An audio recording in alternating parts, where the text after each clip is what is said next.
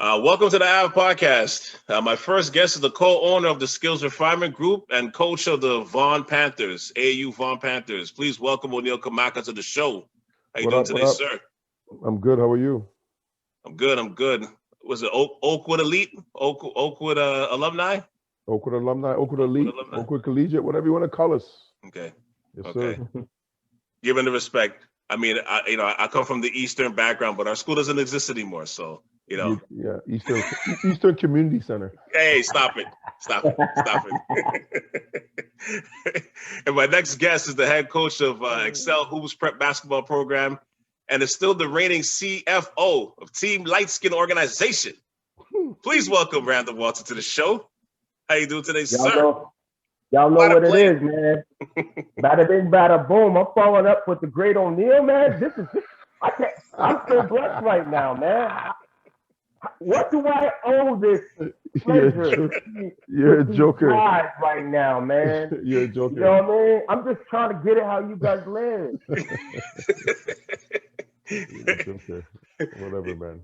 Yo, so this is a mismatch of topics of conversation because we're recording this right when the draft is happening. So there's a lot of stuff that's been happening between, potential trades. The Westbrook trade to LA just went down. We got the Olympics happening. The free agency is about to start. But the Raptors, just to start off here, just to celebrate this draft mode that we're in. The Raptors selected Scottie Barnes, the number 4 pick. I know it's kind of surprising to some people, even myself a little bit, because I thought they're probably going to go with Suggs, but they're picking up Scottie Barnes. What are you guys' thoughts on that selection? I got nothing to say because I'm still in that Masai trust mode, so I don't got too much to say negative on that. But what are you guys' thoughts? O'Neil, start with you. I love it. I loved it. I was talking to somebody. I'm in a chat group, and that's one. Obviously talking about the draft coming up, and I think it was Scottie Barnes or Bo Knight was one of the two names that were like you should go after, or the Raptors should go after. I really like Bo Knight. Yeah, so I'm so happy that they chose Scottie Barnes, and here's why. Like for me, the things that I like to look for, is what one of the big intangibles for Scottie Barnes, which is his motor. People like he has a great motor, and he's coming from Florida State, playing what's the coach's name again? Leonard Hamilton. Leonard Hamilton. All Leonard Hamilton. Dogs. Right? And that's what the Raptors need, a dog. And you hear he's athletic. He's a great defender, guard 1 to 5. So those are the things that you can't teach. And yeah, he's not a great shooter. Teach him how to shoot. That's what everybody. All I'm hearing is how the Raptors have a great development system. Perfect. Get him in the gym, work on his shot, get some shots up. You're gonna be watching tape, learning the game. So that's why I'm excited. And when players have, in my experience, when players have high motors, that means they work hard. And so if a player works hard, then all you have to do is just give him the information. Give him the information, and hopefully he's gonna work hard. So he's gonna take it and try to get better. So I thought it's a great pick. 6'9", he could pass, he could play defense, and he competes. So I love it. And also because we're so loaded at those small guards, like we have Van Fleet, we have Kyle, and then our draft pick from last year, and Flynn, yeah, Malachi, and so like Trent, Gary Trent, if they resign him back, but Gary Trent, you know what I mean? So let's go with somebody like why if we're gonna get Suggs, that's like 4 or 5 guys at the same height, same position. Let's go with Scottie Barnes, who's a little bit versatile. And could do a little bit of everything and guard different positions. Yeah, I was about to say. Small, you can do different stuff with them. So I like that. Go ahead, Coach. Yeah, I'm not mad at the pick, but O'Neil, I'll pivot on that a little bit because I'm a win now type of guy. I rather pick the talent that I think is going to help us win now. You pick when you draft in my opinion, and this is up for subject, right? I'm not saying I'm Masai Ujiri. But I would have picked Suggs. That's me, right? If I was in the draft room. But again, I've heard Scottie Barnes moving up the draft board, and we all heard about it, how his workouts were phenomenal. And I'm not mad at the pick, don't get me wrong. I just think that if we we could have got Scottie Barnes at 5 or 6. And if that was the case, I would have thought we could have worked a deal with Orlando maybe to get something out of it, right? We need a big. Maybe we could have parlayed, some type of trade to move down to the draft and get what's the big African they got at center? What's his name? With the Magics or the Magic. Oh, Bamba. Bamba. Yeah, Bamba or something. Bamba. We could have got something back, I think, in return, right? I'm not mad at it. Like you said, you pointed out everything that we do well. I think Masai's known for pulling off the unorthodox. It shocked a lot of people, but it's not overtly shocking because, Scottie's been moving up the draft board, like I said, and he showed out well. He has all the intangibles. He's kind of like, to me, an OG 2.0, that type of player that's going to, and you know what? The other thing he does, board man gets paid, y'all. He's going to grab you them boards at that position, whether it's a 2 to 3 or whatever they just stick him at. He's kind of like OG. You can move him around in between the 2 to 4. Great size, great athleticism. My only concern is that he just didn't show out at Florida State to me. Yeah. He didn't show up. Yeah. He hustled. That's given with his natural attributes. But he didn't show out. His stats were garbage, right? His biggest knock is he can't shoot. That's his biggest knock. He can't shoot. Can't create a shot. He can't shoot. So maybe 2-3 years, I'll be looking back at this pod and saying, "Yo, you an good playmaker though." Yeah. He's all right. But I mean, Doug is better. Yeah. I mean, I think because you're gonna have Fred VanVleet taking the shots. You're gonna have, Larry taking the shots. Larry ain't coming back, man. Larry's gone. Sure. Is he? Larry's gone. Fred VanVleet is not a point guard. He's a 2 trapped in a point guard's body. Right. More of a shooter. That's what I'm saying. So he's looking to shoot. So right now, Scottie could play some defense, right? Play some defense, get some rebounds. Yeah, I'm not mad at it. I just think he could have done. I just feel like there's something we're missing right now. Yeah. That's gonna be like the aha moment where Masai's gonna be like, y'all didn't trust me, man. Right. Come on, right. I got y'all, right? Like Masai's gonna pull. I'm not a fan of Gary. I like Gary Trent Jr. I just don't think he's more that like 6-man role, like that type of guy, the microwave that comes off the bench and just gets you buckets. Yeah. I'm not a fan of him starting. I'd rather have get a solid point guard that can come in. Maybe Kyle's coming back. We don't know. Yeah. He reminds me of Gary Trent. He reminds me of J.R. Smith a little bit. Right. Yeah. Without the knuckleheadedness. Yeah, without the knuckleheadedness, but he's kind of like that guy. He reminds me of his games like that. Because he can come in and get buckets like fast. Exactly. Microwave. Microwave. He check real quick. Right. Yeah. Yeah. Put him in. He's gonna. He could play with the starting line. He doesn't. He's that type of guy like with Boucher off the bench with him. He's just gonna be buckets, right? Yeah. Bring him off the bench so he could jack up as many shots as he wants. Exactly. I'm all good with that. That's true. The thing with Masai though, that you look at historically, like when he wants his guy, and he has somebody like in mind. Even if it's like, out of the box, like as we know, he's not afraid to make those moves. Like, I mean, back in 2013, he tried to go after Giannis. He tried to make trades right to the last minute. It just didn't work. I don't even think they had a draft pick that year, but he was working his way to try to get Giannis.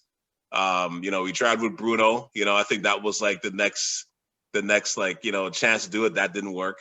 But then he struck gold with Siakam. And then with OG, and I say that because they want a chip for those guys, right? So, so seeing in this kind of mold again, it's like he kind of fits that kind of like we don't know where he can go. Like if he develops the skills, maybe he could be a guard. You know what I mean? If he, right, or if he can, but he could also be like a strong forward. Like we don't know, right? But it's those kind of players that sometimes you want. Like as O'Neil's touching to what O'Neil's saying, like with a high motor. You just don't know where it can go, right? If the kid is positive and he works hard, you just don't know where that's going to take you.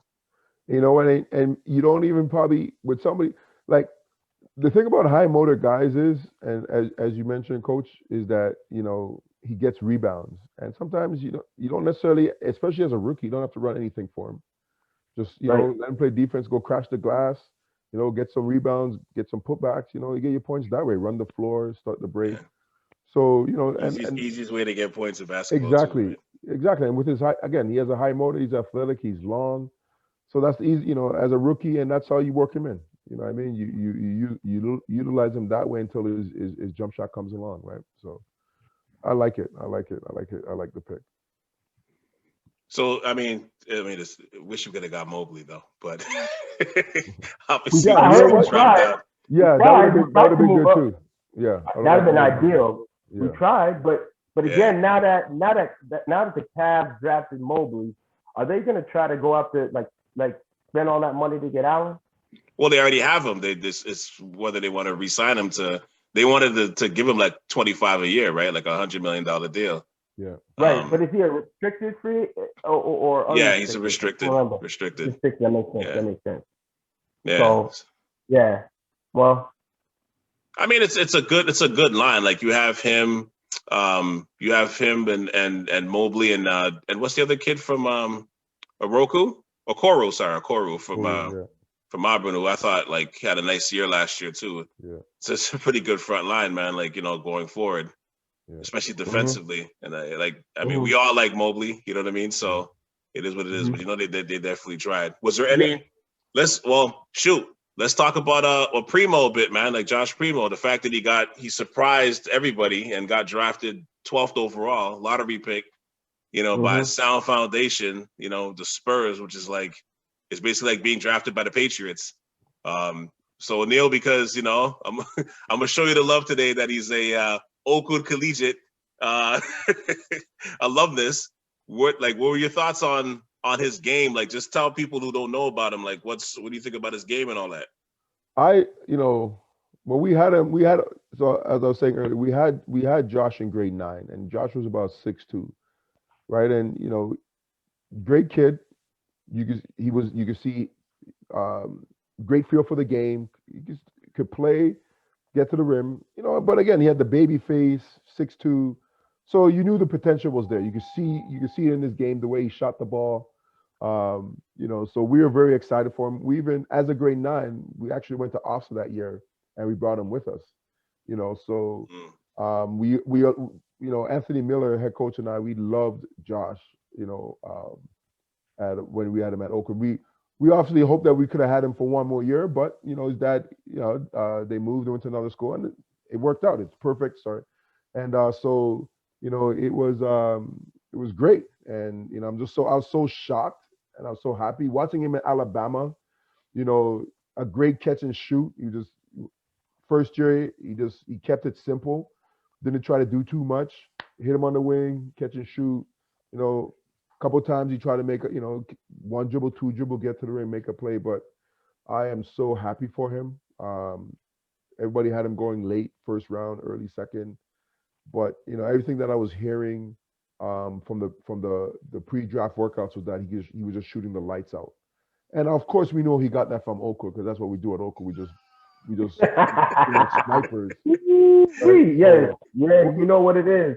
I'm gonna give you your roses today. No comeback out of me today. No comeback. So I wasn't surprised at that point, but yeah, I was just hearing, and that people were just loving him, man. They were just loving him. The fact that he's young, and his skill set, and just his intangible. He's just a great kid, and he works hard, and he wants it. So I was so surprised. I'm so happy.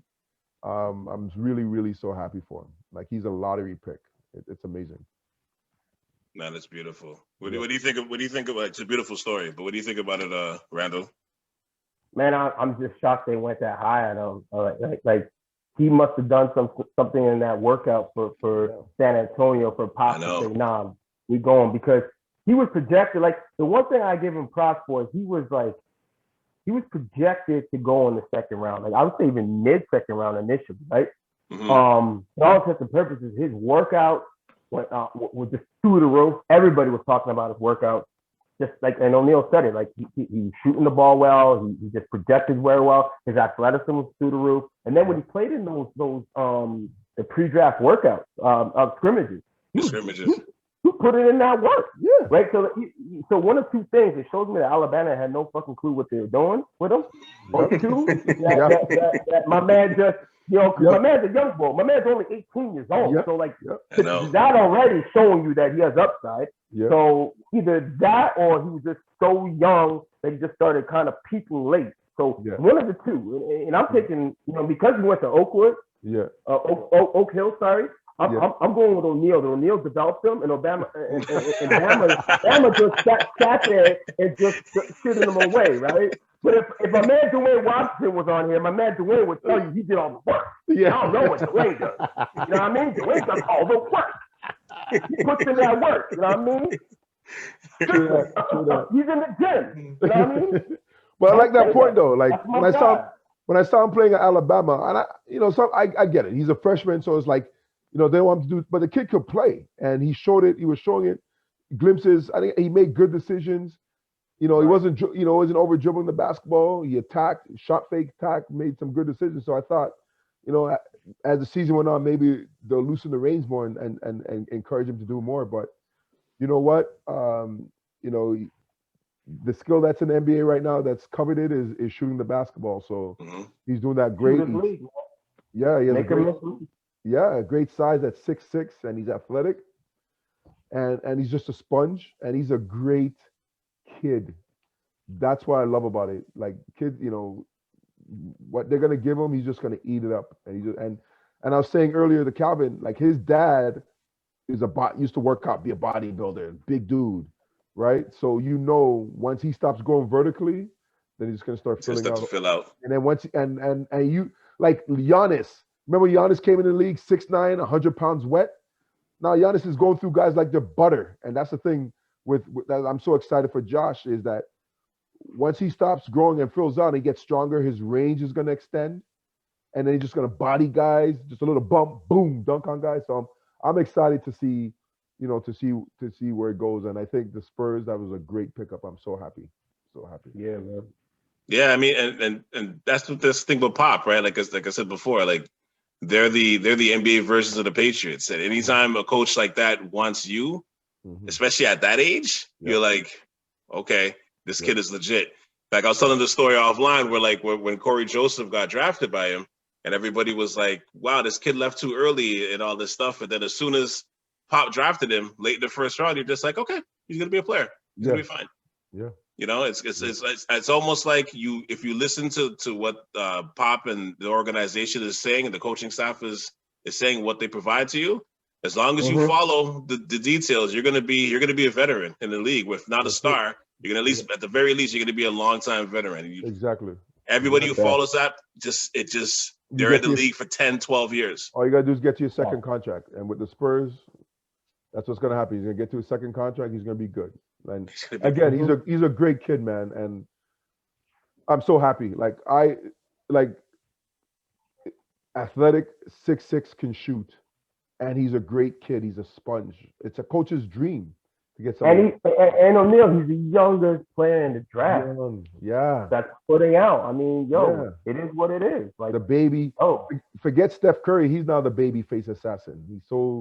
Looks like he's 12 years old. I'm so happy for him, man. It's a great pickup. I'm happy. And what's crazy, what you're saying, if he gets this, by the time he gets to the second contract, what is he, like 22? Yeah, he's gonna be a killer.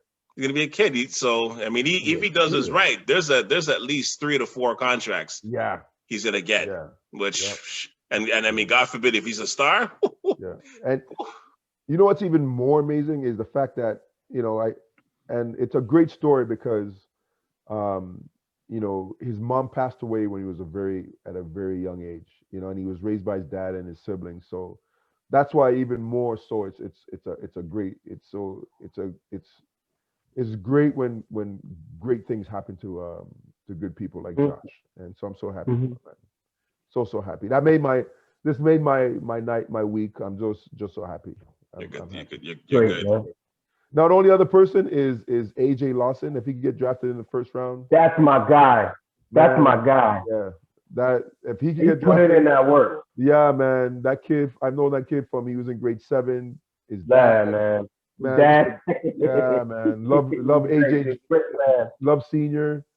If he could get drafted in the first round, that You know, I think that's why we're watching this while this is happening. This is part of the reason why. I'm taking looks, man. I'm trying to see my man AJ. But I want AJ to get drafted, man. He just and AJ's putting out, man. Like the one thing, he's like a Primo story, right? Like went to the wrong. I say it all the time. I said so. He went to the wrong school. Went to South Carolina. Yeah. You know what I mean? Just didn't fit the system. Yeah. Coach fucked him around, and you know he should have showed out. Like he was like projected to be a one and done at one point, right? Yeah. And you know what I mean? Spent 3 years there, with the stock fell, but when he went to them workouts, he was killing. He's killing. And it was the same thing. Mamba mentality. Yeah, man. Like work on him. He was when he was coming out, Basketball Without Borders, all those showcase camps. He was killing. Like I know people that were telling me like, "Yo, AJ Lawson, Kamaka, this guy's nice." Like people I know that he was killing, and you know, and his stock kind of fell a little bit, but his work ethic, and he showed up, man. This kid, again, he could play defense. He's gonna run. You could move him 1, 2, or 3. He can shoot the ball, push the ball on the break. Makes great decision, great transition player. Woo! Yeah, great transition. Somebody he has like. Got to work on his hands a little bit more, but that will come. Yeah, man. Like I don't know these guys. You got to take somebody like AJ. You don't pass up on. Like that kid is a winner. He's gonna help you win basketball games. And again, a great kid. You don't have to worry about him. He's not a great kid. Yeah, man. No. So hey, one question for y'all, man. What's the deal with that? I can't even pronounce his name. I was gonna mention the kid from Oregon, right? Oregon, is it Eugene? Eugene Amanuri. Yeah. They say that is he Canadian? Is he from Montreal? Or is he just like no, Eugene? So funny story. He's Dominicano. No, that's Duarte. Oh, you talking about Duarte? You talking about Duarte? Duarte. Okay, Duarte. So not Duarte, Eugene, not that. The other. Yeah, Chris Duarte. So Chris Duarte was born in Montreal, and he went and lived in Puerto Plata, Dominican Republic. So he grew up there. And he claims Dominican Republic citizen, probably parents, whatever. So no, cool. Yeah, because people I'm like, I mean, he was born. How long did he live in Montreal for? Was it like he was, a couple of months? Left at like 1 or something. Yeah, you know what I mean. So is he really Canadian or is he more Dominican? Yeah, he was born here, so technically he's a Canadian citizen because he was born here. It's the same way like Kyrie Irving was born in Australia, but he's not Australian, right? Right. It's the same like Guerrero, whatever, the baseball player from Toronto that's hitting all them home runs, man. Yeah, but he was actually born. Right? Yeah, it was because his dad played for Expos, right? Yeah, at the tail end of his career, played for the Montreal Expos, and so he can hardly speak English, man. Hey, man, what's going on, man? But he's destroying. Yeah, he's destroying though. But that's a great point because I'm like, I haven't been a baseball player, and I used to follow baseball a lot. I know that once baseball season ends, right, guys go back home and they play in the Puerto Rican leagues. So he's probably spent a lot of his time outside of Canada, obviously growing up or whatever. So you're right, it's probably the same thing. He was born here, but obviously grew up, wherever in his, in the islands, wherever they're from, Puerto Rico or Dominican Republic, wherever. So. And what about Eugene? Yeah, Eugene, man. So it's funny because obviously he's a Rexdale kid. I actually, so he played for Philip Dixon for Mississauga Wolverines, and then he played for Vaughan Panthers for. Did he play for Chris too at Motion?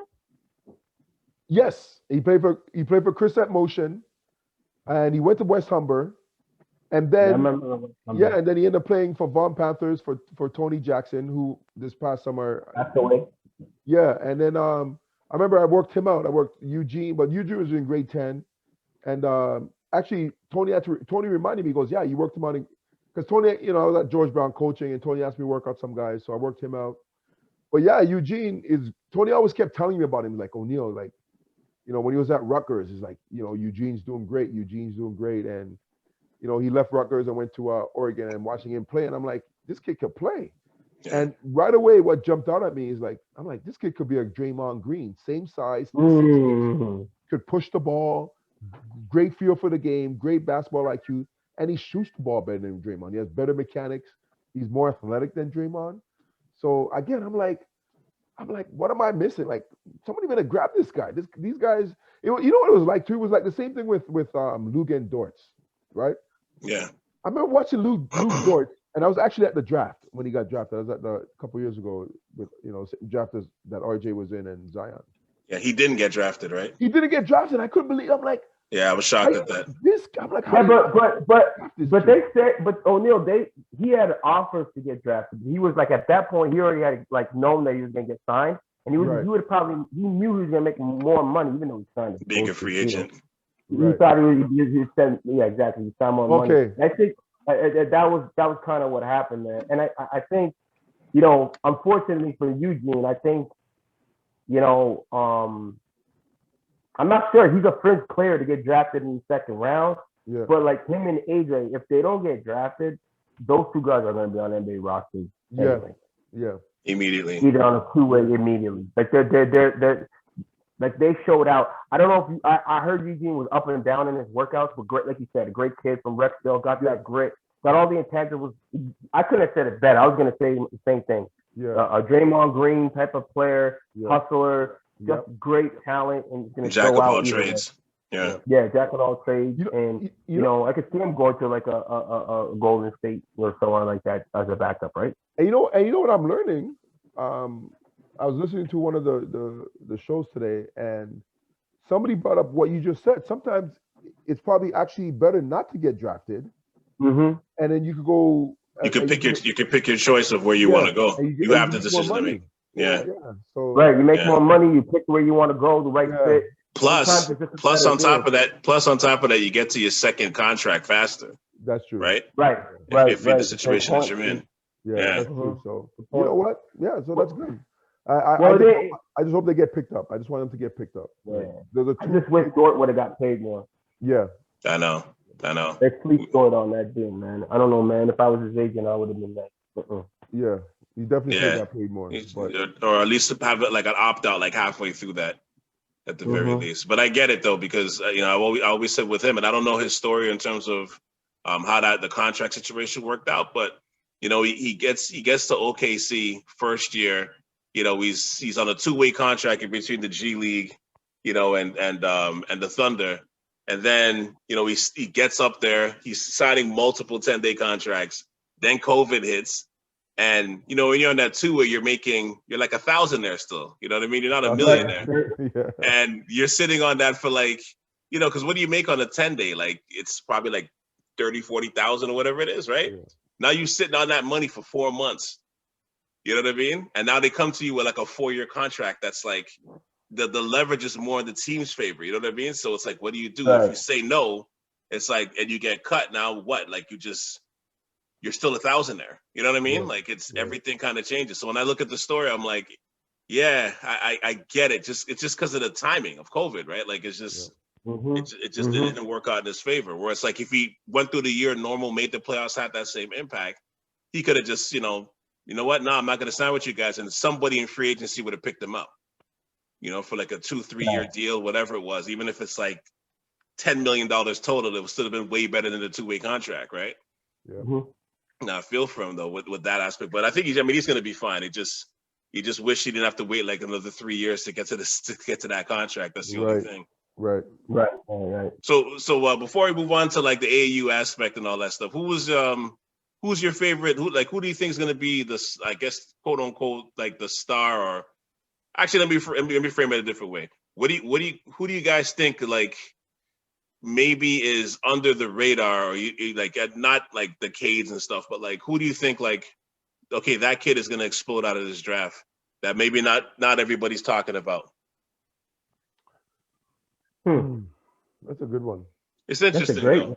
Yeah, it's interesting. Yeah, you know who I haven't seen him play much, but from what I saw him play a little bit is that Australian kid. He's Giddey, is his name Giddey? Josh Giddey or something? Josh Giddey, yeah. I kind of like him too. Yeah, I think out of all the dudes, like that's why they went for Gusto on him, because it's kind of like what Masai did with Bruno, when everyone's like, why'd you draft him so high? Because he knew he wouldn't be able to get him in the second round, because later in the second round, because he'd be gone. And I think it's the same thing with Giddey. It's like, yo, when you just on that cusp of lower lottery, mid like to lower first round, you got to go for the player you want. And plus, you got like 85 picks in the next 2 years, so right, it doesn't hurt. There you go. Nah, and I think O'Neil, didn't he play in the U19 Australian? Yes.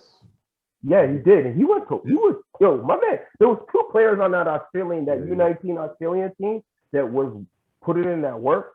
I believe he was one of them, and there was another light-skinned kid that was long, athletic. I think he's going to be in next year's draft, and he's going to be up there too. Yeah. Australia got some good development going on, but they do. Yeah, both of those players really showed out. Outside of that, I'm trying to think. There was a player. There's a guard. And I'm sorry, I am a chance to really catch if he got drafted or not. But there was a guard I saw play. I think he played for Illinois. I can't remember his name. I think it was like an African cat. I'm surprised he fell so low in the draft. But I think that cat's going to be another one that kind of like, I'm not saying he's going to be a superstar, y'all, but I think he's going to be like Sexton, like that kind of aggressive, going hard his first year, trying to prove something, and I think he'll show out as well. But yeah, I think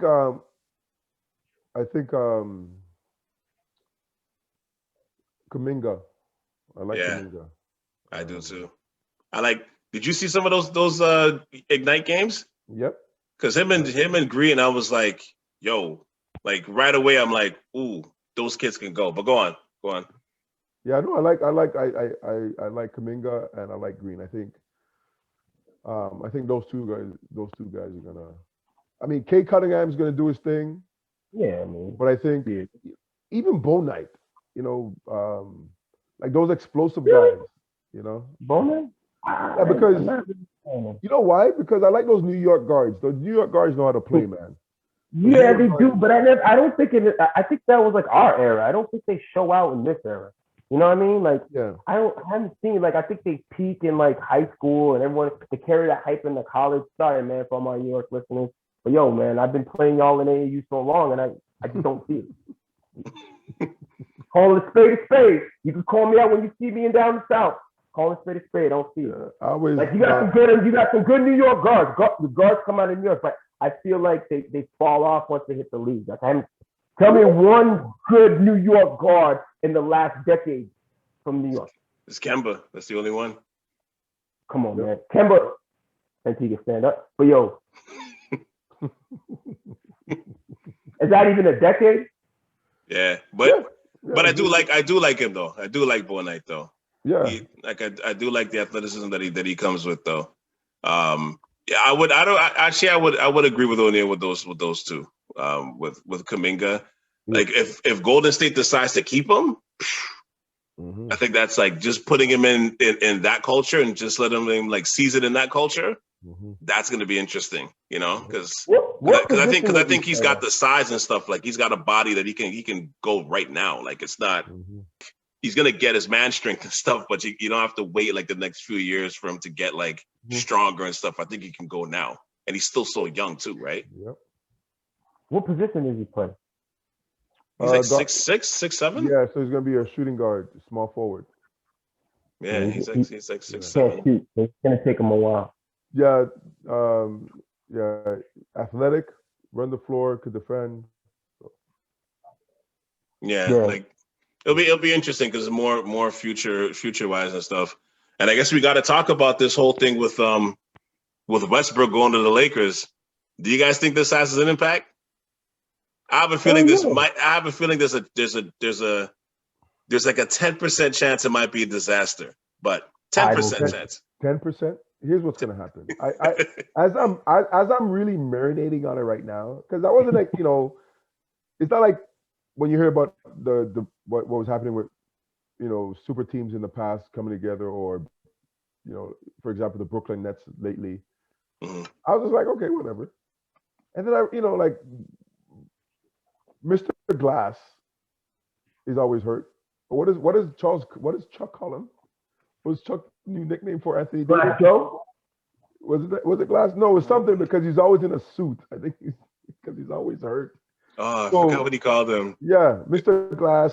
you know, I call him Mr. Glass because this guy's always hurt, and Russell Westbrook's always hurt. The way Russell Westbrook plays, he's always having. It's like he's always having minor knee surgeries every year. I know. And that so adds up. LeBron's, you know, LeBron's is aging out, you know, and LeBron can only do so much, and so it's like, yeah, great. I think they need to add some more pieces, but you know, I'm not, I don't, I'm not getting excited like, oh, it's gonna be, you know, they're gonna be the team to beat in the West. It's like, cool, you got Westbrook, you know, and now you're gonna figure out how who's gonna dominate the ball more, LeBron or Westbrook. Yeah. So that's gonna be interesting. But I wasn't overly excited or like, oh no, you know. But you know, it's a good trade, I guess, and it makes things interesting in the West because Clay's coming back. You have the Clippers.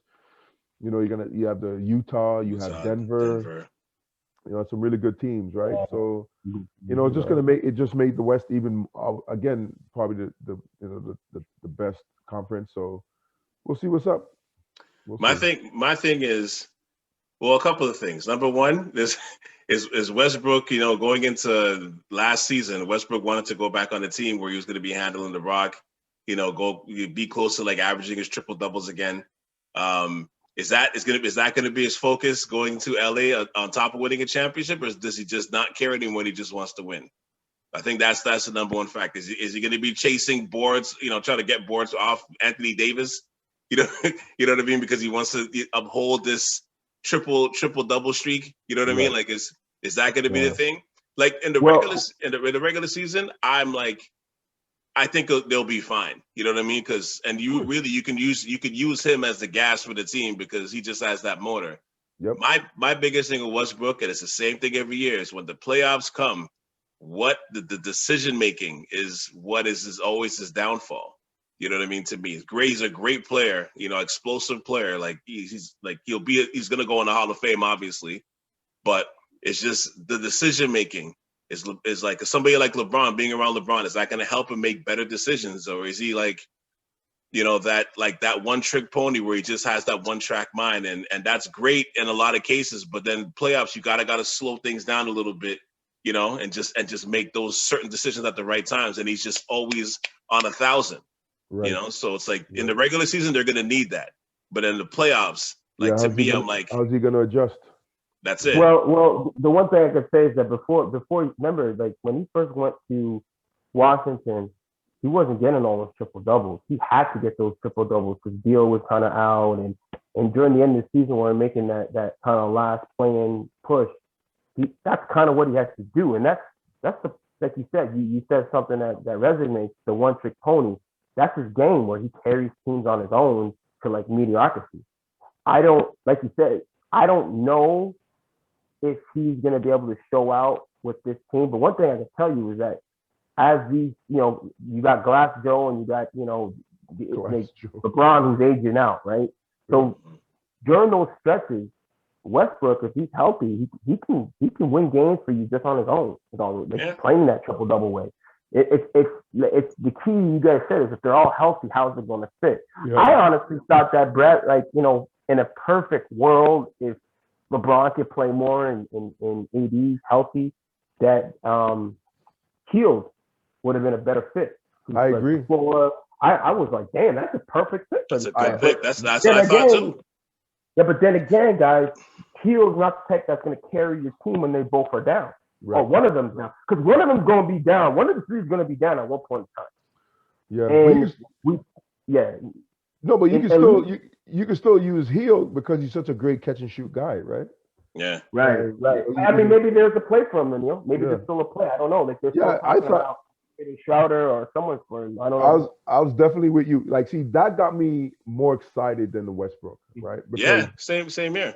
I was like, oh, he's a better, like, Buddy Hield. That guy is just lights out. He's gonna automatic. He's a bucket certified. So that got me more excited because to me, like Westbrook and LeBron, you know, two dominant guys are gonna want the ball in their hand. How's that? And they're not like, it's not like both of those guys are lights out shooters, right? LeBron he's not a great shooter, but LeBron will hit the shot when he needs to make it.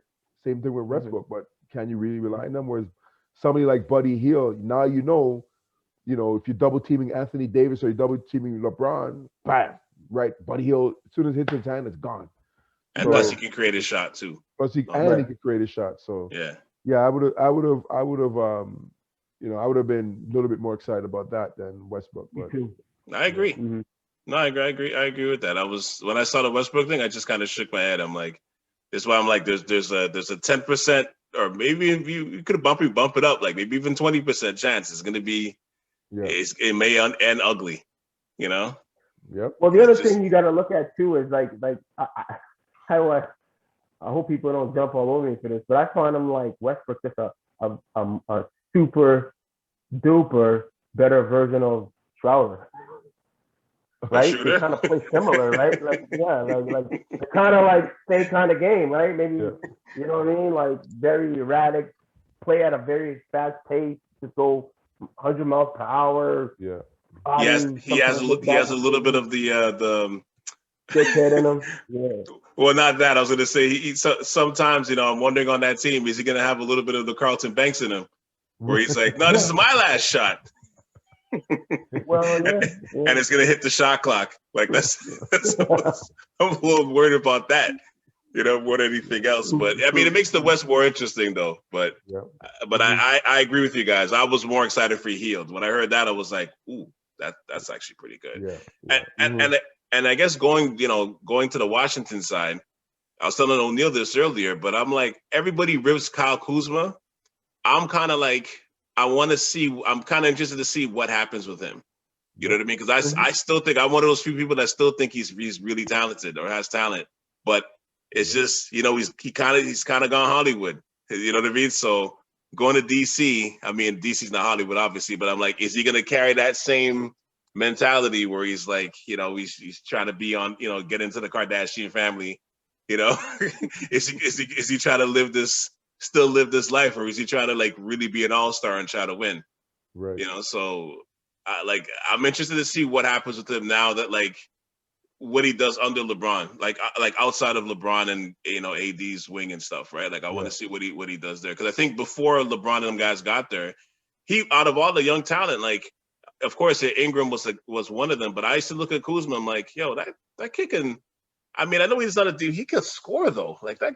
That's like he can play ball. Like that kid can play ball. Yep. You know. So then when LeBron came, it's like he just went down. Like he didn't know. Not everybody knows how to play with LeBron, right? Listen, you know, because I'm always having the LeBron, Kobe, MJ debate, and you know, somebody posted something that was really great, very profound, and if you're a role player, if you're just a catch and shoot guy, that your usage rate is already low, you're perfect playing with LeBron James, right? Your numbers will actually probably go up. But if you're a guy that has a high usage rate or need the ball more times than not, your numbers are going to go down. And that's the kind of guy, like it happens with Bosh, it happened with Kevin Love, it happened with Kyrie, right? And with Kuzma, it's the same thing. Before LeBron got there, Kuzma, I thought he was playing well. People thought he was talking to town. See him taking guys off, hitting shots, you know. And then you're right. LeBron comes there, his usage rate goes down. So now, you know, he doesn't know how to fall into that role of just being a catch and shoot guy or a 3-and-D guy. He still wants to be the Kuzma on the scorer, and it doesn't work out. So I just thought that's interesting. And you know, like if you have a high usage rate, it's not good to be playing with LeBron. But if you're a solid role player, catch and shoot guy, you know, Caruso plays well. Yeah, he's perfect. Carver's plays. All these guys, all these role players, they look Miller, they look like superstars, right? Because all you gotta do is run to a spot, wait there. LeBron, after he dribbles out the shot clock, will pass you the ball, and all you do is catch and shoot. Whereas Kuzma might need it earlier. So, you know, that's a good point. I think when Kuzma leaves and he goes somewhere, you know, he might. Depending on the team, he could be a 6-man where he comes off the bench and he can have all the freedom like Jordan Clarkson at Utah to just go nuts, right? Go nuts and you know, lead the second unit in scoring, or you go to a team where they don't have, you know, they need another big time player, and then he can have the freedom again to you know, to make mistakes, you know, to get some to take some bad shots and not worry about it. So I agree. I think maybe leaving LA would probably be the best thing for him too, right? Because sometimes I would say this, like when I first started teaching, I got into some. I was teaching at one school for 5 years, and then I had to leave. And when I went to the other school, I actually became a better teacher. Part of it because I was scared. I was like, in my teaching career, and I didn't know I didn't want to leave my school. It was a great school. I enjoyed it there, and I was comfortable there. But leaving, going to this other school, it was unknown, and I really had to lock in. And that was probably the best thing that ever happened to me in my teaching career, leaving the school that I started with, because at some point I got comfortable. Probably had some bad habits, right? And so I think that's the same thing with Kuzman as a player, right? LA's La La Land, right? And probably had the wrong caught up. Yeah, right. And so this would be good for him to to go somewhere new, somewhere fresh, and potentially help lead a team. So and plus you get scouted by the Kardashians and the Instagram models and stuff. You're a high lottery pick, depending on how you look, and depending if your head's into that. So it's like you get caught up if you're living in LA real quick, especially when you're on the Lakers and you're winning and it's a high profile team. Dude, everybody just wants to go there by proxy, right? Yeah, you constantly around actors and producers and directors. So somebody's like, "Yo, come be in my show, come be in my movie or whatever," right? I'm doing this. You want to be part of it? Blah blah blah. So you get distracted, man. It's easy. But you're in Washington now, so it's like, I mean, I don't know what's going to happen with Beal, but if Beal's going to be there this season, like, I mean, it wouldn't shock me if you see him averaging like 20 plus next year. Like, it wouldn't. Yeah. I wouldn't be the least bit surprised, to be honest with you. But it all depends on where his head is at. I agree. DC is a lot different than LA. DC is a lot different. Chocolate City, though, but it's a lot different. I went to a quick, when I was 2 years ago when I was coaching with another organization, we went to DC for early in the AAU season. Mm-hmm. And I ended up meeting up with a friend of mine. So he's friends with Pops Mensah-Bonsu, who played for the Raptors, and his brother Kojo, who's my teammate. They live in DC. They live in DC. Yeah. At least Pops does, and he's actually Pops' cousin. So I met up with them, and we're hanging out. And he took me to a spot. I was like, it was kind of like what club did what was the name of the club that was on Richmond and John? It was like three levels. Oh, he's talking about the club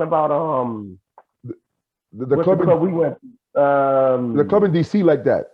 And it was just they used to call it DC Live, and they changed it to the Dream. It was Dream DC Live. Dream. Yeah, it was crazy. I was like, wow. It was like just every dance floor was packed. Oh man, yeah, it was bananas. I was like, wow. DC Live, and they call it DC Dream afterwards. Yeah, like, this place is bananas.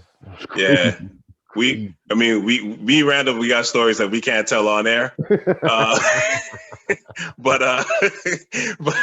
yeah, it's called Chocolate City for a reason. Yeah.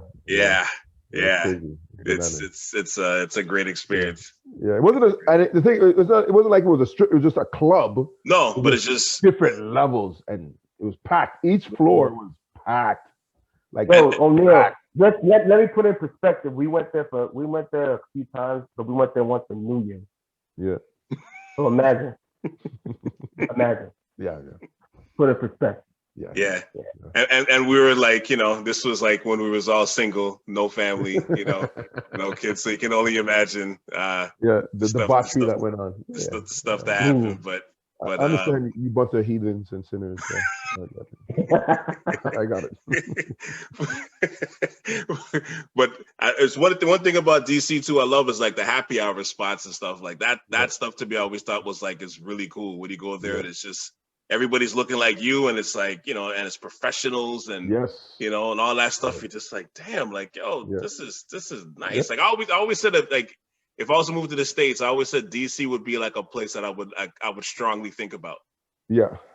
I wouldn't, but I would strongly think about it, but I wouldn't. But yeah, New York, Miami, or California, anywhere, either the Bay Area or Southern Cal.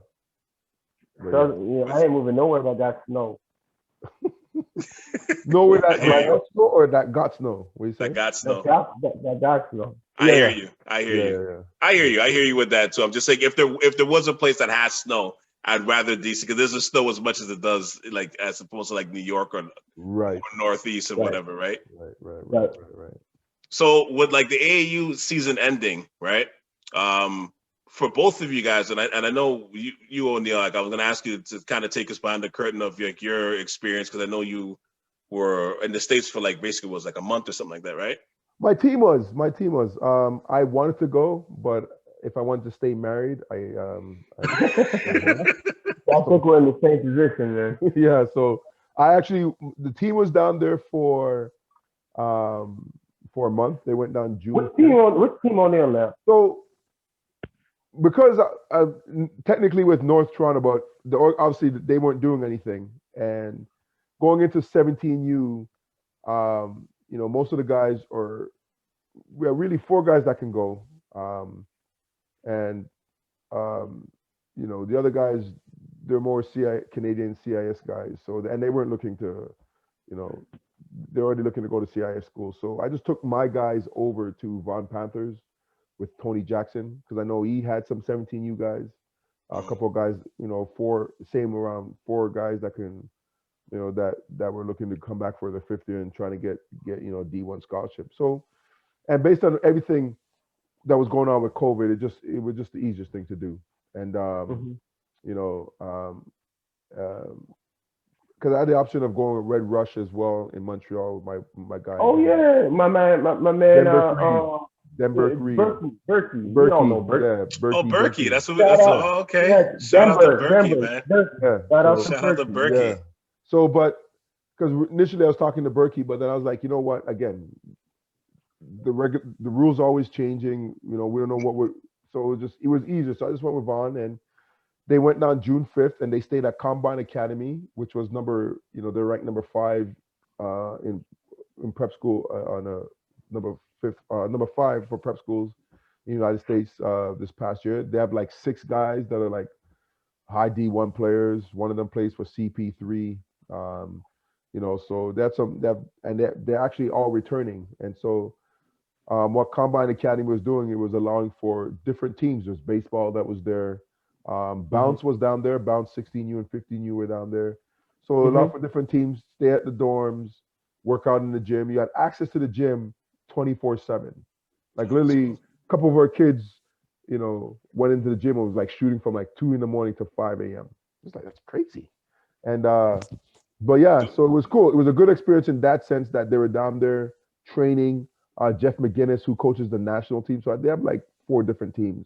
But the main team that plays in the Geico National Championship, Jeff McGinnis coaches that team. So the first week that they're there, he took them through, he was taking them through workouts and training them, whatever. And yeah, it was, our guys were down there and they trained for the week. And then July 1st and 2nd, there was a tournament. It wasn't during a live period, so it was just a tournament. Our guys played in that just to get some games. And then I went down the following weekend, July 7th to 12th, and we played in the Phenom Hoops that was in South Carolina, just right out of, because we were in North Carolina and it was about an hour away, so just at the state border in South Carolina, in Rock Hill, South Carolina. So that was a cool tournament. It was very big. And then I came back and the guys stayed down there. They stayed at Combine and they drove down 5 hours to Virginia Beach, and then they played. So it was all Phenom hoops. So they played in the Phenom Classic when I was there, and they played in the Phenom 757 in Virginia Beach. And then they went to Vegas, and then they went and played in Vegas. Hold on. The Fab 48? Is that still going on? No, they played in the Bigfoot. Okay. The Fab 48 had a different name. They didn't play in the Fab 48. They played in the Bigfoot. And so that's what they did. And, it was obviously different than what you're normally used to. And a lot of tournaments, you kind of, again, COVID everything was up in the air with COVID. And, coaches in talking to coaches and even tournaments, they weren't sure if they're going to have it because they didn't know if coaches were coming. Coaches, right? And then I think at the last second, NCAA was like, okay, we're going to open up recruit live period pretty much until July, the last weekend of July 22nd, 2026. Yeah. So O'Neil, let me ask you something, man. Yes. From your perspective, we're both on the AAU circuit. We both have experience in it. Maybe have different experiences in it. I guess what it comes down to is, I think the landscape of AAU has changed in the last few years, as you know. And I guess my question to you is looking at it from a holistic point of view when you're going down there, and the way that the live periods have changed. You went from a sneaker deal kind of AAU program to kind of more of a grassroots program. Yeah. And there's nothing wrong with that, but my perspective is, what is the difference in your perspective with the two circuits? Like, could you still get looks? I remember back in the day when I was coaching U19 with motion and the Tobacco, I'd bring guys down now. You could go and there'd be coaches in the gym because there's different live periods. Now with the live periods truncated, it's like, I'll be honest with you, I wouldn't go. I didn't even go down with you play. I was supposed to be at the U16 team, and I was supposed to head coach it. I didn't go down. So obviously, my wife, I didn't want to spend a month down there. But I wanted to, instead of playing with my grassroots team and bringing them down and wasting all the time, I'd rather have coached the team that was on a sneaker circuit, because that's where you're really getting all the coaches in the gym, the atmosphere, the looks, getting players D1 quicker, better, more efficient. Rather than bringing your great team down and going to like you said, like that 48 now is a wash. I mean, remember way back I went in there, it was great. Packed. Now you go in there, it's like empty, right? So I'm just wondering what the deal is, right? 100%. And so that's exactly what when I think of, because when I was with the Kings, we didn't have a shoe deal, and every tournament we went to, there's coaches. Like I'm seeing when Bobby Hurley was with Buffalo, but I'm seeing Bobby Hurley, all these coaches on the sideline, just around. Like every tournament, whether it's Pit Jam, whether Pit Jam. Yeah, the two early tournaments in April was Pit Jam and then the one in Indiana, right? And then you have then you have the break. Yeah, then you have the break, and then you have a couple in July. And that's where we're going to Vegas with Northern Kings. We're going to Vegas, and then I think we did one more. And again, it was just, you saw coaches, right? These tournaments, the truth is, no, there wasn't coaches. Like there wasn't a lot of coaches. All the coaches were at the shoe. At the shoe. Right? So if I'm being honest, I'm like, EYBL. If you can't get on the EYBL, try Under Armour, and then try Adidas. Yeah, Under Armour, it's Adidas. Yeah. And here's the reason why, because again, the way things are and the way COVID has changed stuff, you just want to you want to be seen, right? And you want exposure. Like before, for me, it would have been like, let's get a team, let's try go down there and win. We're gonna, our guys are gonna be seen from the first game, but the further you go, obviously, the more interest coaches are gonna have, because they're gonna really, okay, this team's winning. What do they have? Let's look at their players, look at them closely. Right. But yeah, from day one, from the first game in the past, you will be playing in front of coaches. The NY2LA, right? In Milwaukee. We actually won that 2 years ago with the last, but at 15U, we won it. But we're 15U. So coaches weren't really there. And, we played on the last day, it was Sunday. No coaches were there. But if it was 16U or 17U, it would have been different. But, and that's what I thought it would be like this year when we were going down as a non-shoe team, but all the coaches were in Augusta or wherever, you play, where Augusta or Texas, where Under Armour were. Right. So that's where all the college coaches were. So I don't know what it's going to be like next year, but I would say, if you're not if you don't have a shoe team, it's going to be tough. It's going to be tough. So how has it changed from basically like, pre-COVID, like even from 2019 to like this year, like how like what was the differences? It hasn't really changed per se, but what's changed is the dynamics of the live period. So back in I think O'Neil changed what 3 years now. Yeah. So maybe like 3 years ago there was more live periods where coaches can come watch you play during AAU, so they can bounce around to different circuits. Now, if you notice, like, I don't know if you're dialed in to what's going on in the AAU circuit, but the last 3 years you'll notice like Peach Jam, I can't remember the Under Armour circuit name, but but all those circuits, like the Adidas 3DD, whatever, they all now are almost in somewhat the same vicinity, so the coaches can kind of, and always around that same time frame, so all the coaches can bounce from you play. It's like they got their schedule. Okay, I'm gonna stop off at Adidas. I'm gonna go to, we'll stop off at EYBL because that's the king, and then I'll go to Under Armour, and then I'll go to Adidas and see what's there. They kind of go on that kind of circuit, that loop, all within a certain time frame in that live period of time. They're not going to waste their time to go to a small tournament in Vegas anymore. Because the time period is shorter. Time period is shorter, and they only got a certain amount of time to look at players. And all those circuits, are kind of, everything's organized and catered for that purpose, right? Exactly. I know when I was with you play,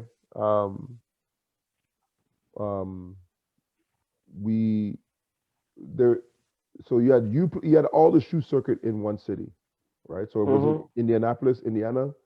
So, and I remember this because this was RJ's last year when he played, because another player I knew was playing Under Armour. So, and it was interesting because our hotel where we were staying at, we had to drive maybe 20 minutes, half an hour to our gym. But there's a gym that was across the street that was like maybe a 2-minute drive or a 5-minute walk, whatever it is. But that was closer to our hotel, and that was Under Armour.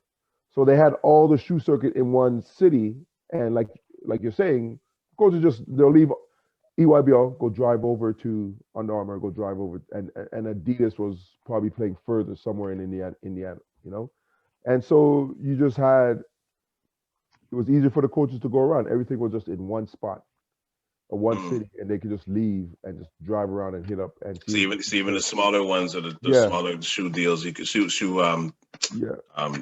circuits. You could just bounce right there. But here's also what's changed. Remember, before, all the shoe circuits will only have 4 tournaments, right?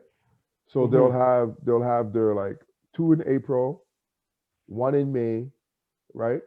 And then maybe 1 in end of June or something like that. And then they'll have their championships. And then, so that's just 1 weekend. And so that left that weekend for the Vegas, the Fab 48. Right? So we're now, none of the shoe tournaments were playing. So now those independent tournaments like the NY2LA or the Vegas one, now you had the NCAA coaches coming there because the shoes, and then you had some of the shoe circuits and some of those teams that were in the you had some Under Armour teams or Nike teams or Adidas teams in these tournaments, in these individual tournaments as well, right? So, but what had happened this year was they extended it, at least what you play had like sort of a long extension, right? They played like 8 games, 9 games, and then they had a playoffs or whatever it was. So yeah, if you're in a non-shoe tournament, AAU, unless you coaches already, were interested in you and were looking for you, then maybe. But even still, like I know we had one player on our team, and I had sent out the information to his prep coach because he was like, yo, I have these schools want to come and see him. But, I don't know how high he was on their list, in the sense that if they're over here, in Augusta, are they really gonna go fly out or drive whatever, how long everything's gonna take to come to see where, this kid was the kid that I was coaching playing. So I don't think he was high on their list. There's interest. So it would have been easier, obviously, if we're playing somewhere close to Augusta, or so then they're like, yeah, no problem, I could drive by. But I don't think they're gonna go out of their way. Right. They're gonna check it, yeah. Yeah, so I don't know what it's gonna be like this year. I'm hoping things are slowly moving back. A thing that I'm interested in also changed with, remember, NBA Academy as well, right? So NBA Academy, because the NCAA kind of shortened the live periods, and they gave the NBA Academy where, is it top 100 players, I guess? Yeah, basically? well, no, it's not actually. Not really top 100. No, you could. Anybody could apply. Like you could just put your name in.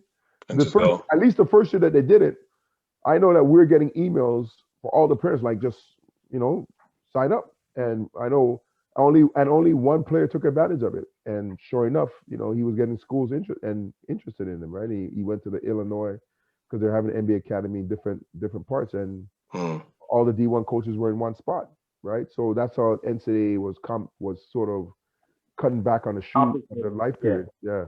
So that started a couple of years ago. NCAA was cutting back on life periods, and so that's why they kind of extended it this year because of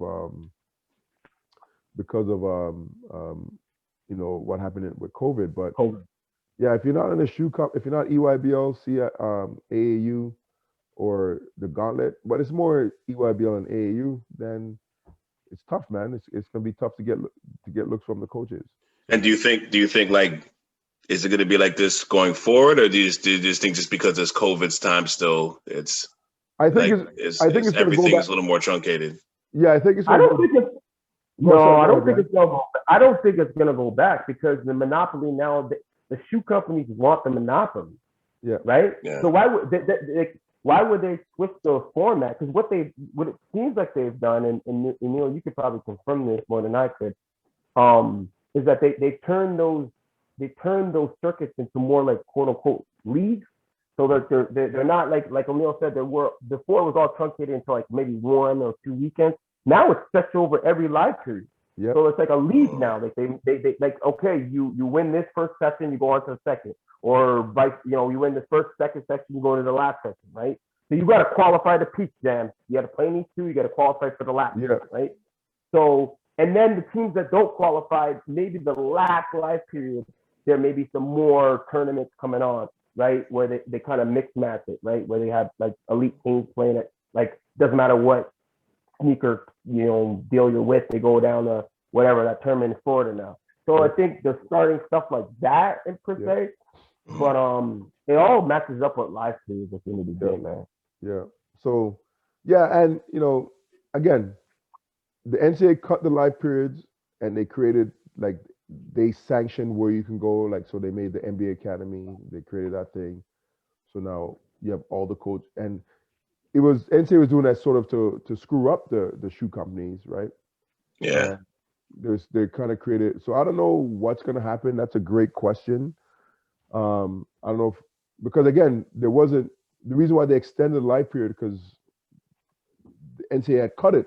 They had cut the live periods in July, and so now they extended it because of COVID, and people are like, players need more time, so they extended. But I think they probably will go back to, to shortening the live periods because you could have tournaments, you could have AAU tournaments as much as you want. Yeah, you could have AAU tournaments every day, right? It's just when can coaches come and just sit in the gym and talk to you and see you. So. Yeah, so I don't know, man. What I'm trying to do is get players to get connected with showcases like Pango Showcase. Yeah. Those are the things. But are those for more younger players? Pangos does one for I think guys going into their last year. I think he does do one but most of it for young guys, but like seniors to bees. Yeah, but most of it's for young guys, so sophomores. Freshmen, sophomores, maybe juniors. So I would, if you're not on a shoe, I would try to get in a Pangos that way or John Lucas. But yeah, man, if you're not on a shoe team, your grassroots, it's tough. Yeah, you got to try that or like the NBA Academy apply. Yeah, so it's tough. I got one question for y'all. When you play in these AAU circuits, all right, and I think O'Neil, you're in Tippy's group, so you probably heard this debate going on, and it's an interesting one, right? You go down to these shoe circuits, as we've seen, especially this year, and I think some of it's attributed to COVID. We've seen a lot of teams struggling going down there with losing records and not showing out, right? So the debate is, what program is the best? Everyone's going to have their opinion on, is it EYBL, is it Under Armour, Adidas? We kind of know what it is, but we're not going to get into that debate. That's neither here or there. But the debate is, if you are on one circuit that everyone thinks is inferior and you have a better record, does that make you a better program? A, and B, what matters more? Winning, let's say you win a circuit, or getting more players to the promised land, that's Division One, high-end blue chip Division One, or the league ultimately. The league eventually. What in your opinion, both of y'all, what do you think is better? Winning or getting to the promised land? Getting to the promised land. That's what you're doing it for. Ultimately, and here's why I say that, because I always thought, and Scarlett educated me on this, and I have my boast to pick with you playing, Dwayne, but because when I coach to win, right? And that's how I'm coaching, and I know the mentality in the States, that's how it is too. It's to win, and so having played down there and just know the mentality of the players and coaches is to win. Culture, yeah. It's the culture. It's winning, right? And winning does help. Winning does help, because even when we're watching the EYBL, there was excitement that the U-Play 17s were doing well and winning. So winning does matter. Right. Winning does matter, does play a part. But ultimately, you're doing all of this. You want to win so that coaches can see you, so that you can get the scholarship, so that you get invited to, the Nike 100, Hoop Summit, whatever, right? Basketball Without Borders.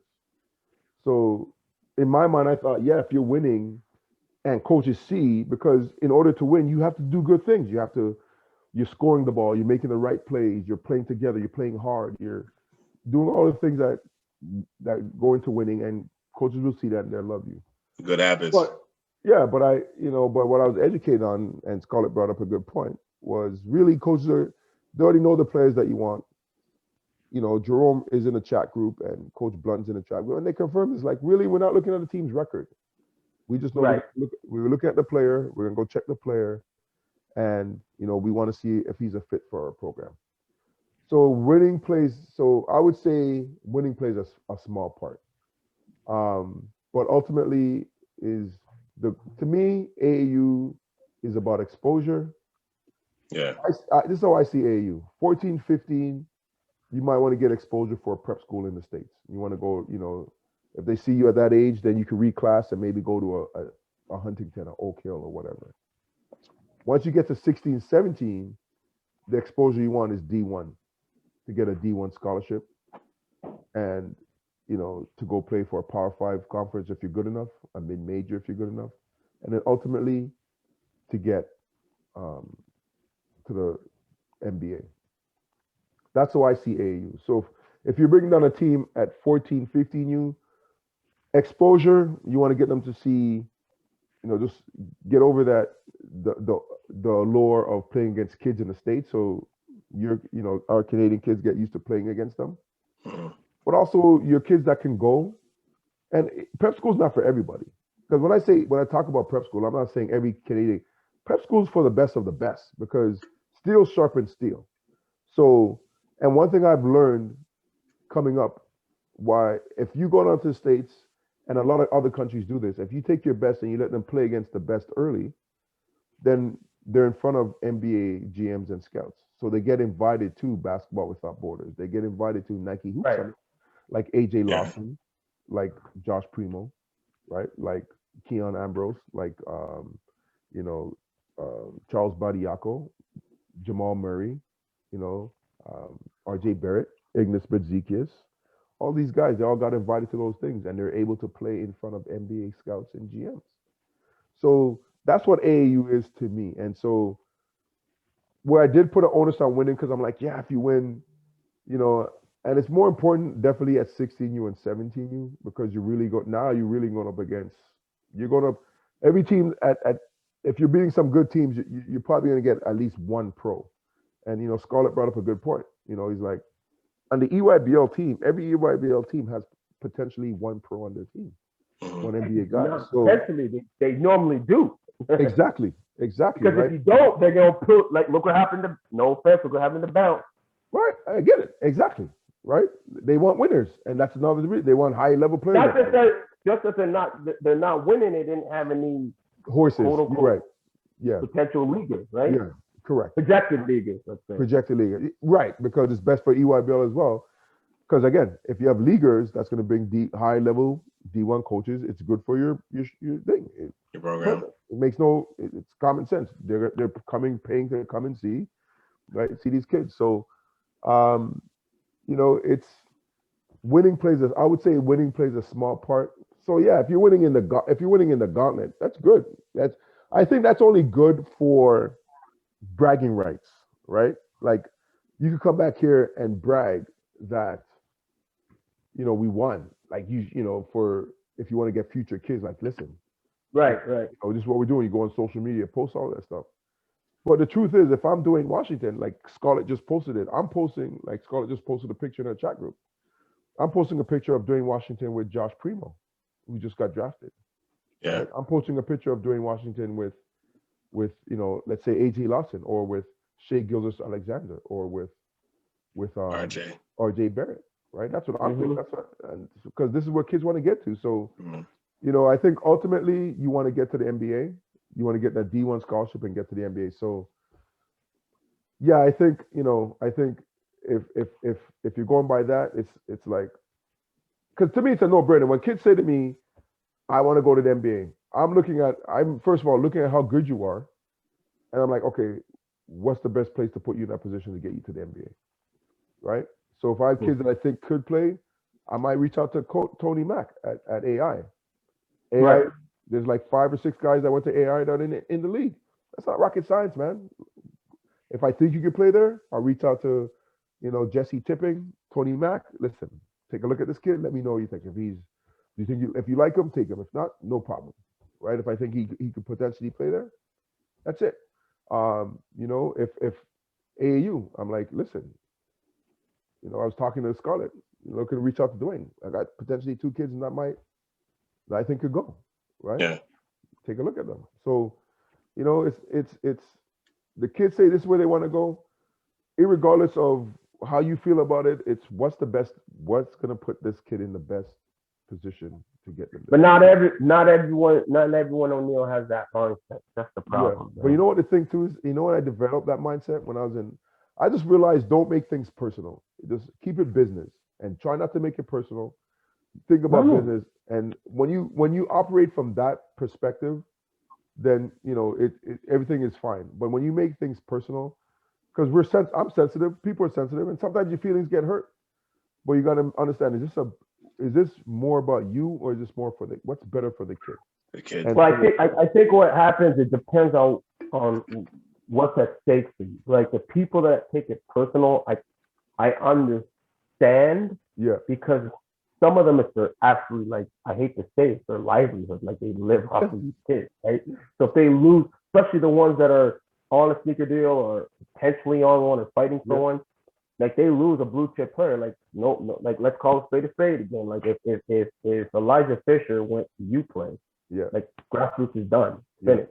Like, no offense. Let's call it spade. Listen, I know I'm calling names out, but I mean, yeah, that's exactly what it is. He's the show pony for that program. Yeah. You know what I mean? Like, sometimes it's a livelihood, right? Yeah. Everyone got their kind of players. Some it's a little bit more on a lower level. Some it's on a higher level. But everyone relies on this as their livelihood, right? And you gotta retain those players to a certain extent, right?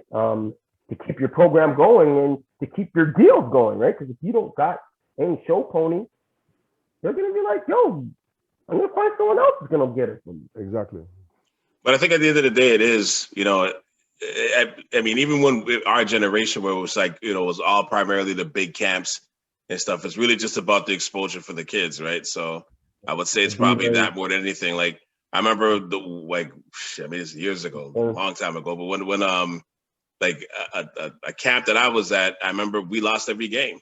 Lost every single game. Like every game. We got half the times we was getting blown out, but I got a chance to play in one of the, like in the top 20 game. You know what I mean? Because of you just showed out during that time. You know what I mean? Yeah. So it's like if you have your fundamentals and you got your good skills and your good habits and stuff, like the winning is like, it's kind of secondary. You know what I mean? So I guess it's kind of like now with the AAU being so dominant and strong, like I think it's kind of like the same moral of the story. I think it's about the kids at the end of the day, and how much success you can have with, building your program to have guys, keep continuing knocking on the doors of D1 scholarships, getting the scholarships, and then, God willing, now they're in the league. They're like a Primo now. They're like in the league, or, like a Jamal Murray, and they're signing a $170 million contract with shoe deals and all this stuff. You know what I mean? So it's like, at the end of the day, it's just about the exposure for the kids. I mean, you want to win. I think, obviously winning is like a drug. You still want to win. That's still the best thing. But